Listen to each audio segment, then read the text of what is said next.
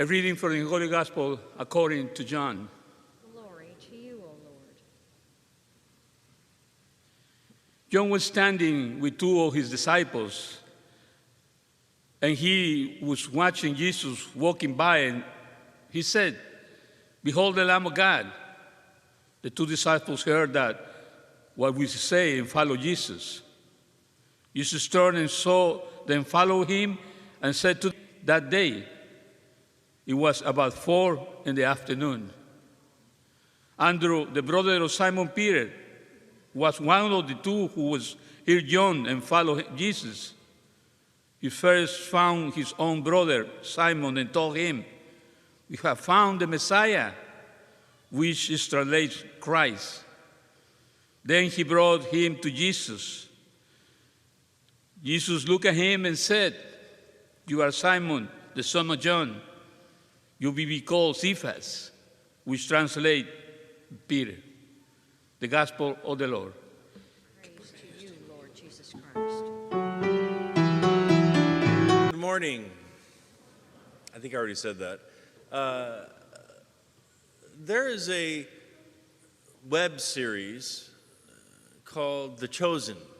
You can find it on YouTube. I encourage everybody to go look for it. It's about Jesus, about his ministry and him calling his apostles and performing miracles.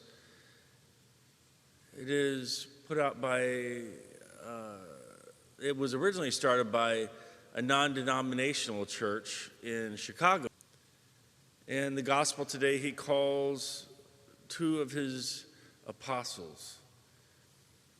In the first reading today from the first book of Samuel, he calls Samuel the prophet who was eventually to call David and anoint him king. But here is young Samuel, who is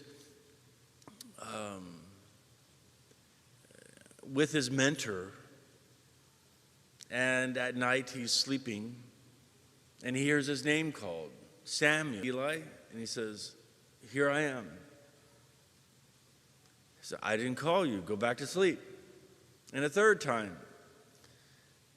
And finally, after that, Eli realizes that the Lord is calling Samuel to do something special and important. And he says to Samuel, "If you get called again, say, 'Here I am, Lord, your servant, to do your will.'" And he's called priests and people in religious life, men and women, and talked about their vocation and how they were called. And I can't remember one of them saying they heard a voice calling them by name,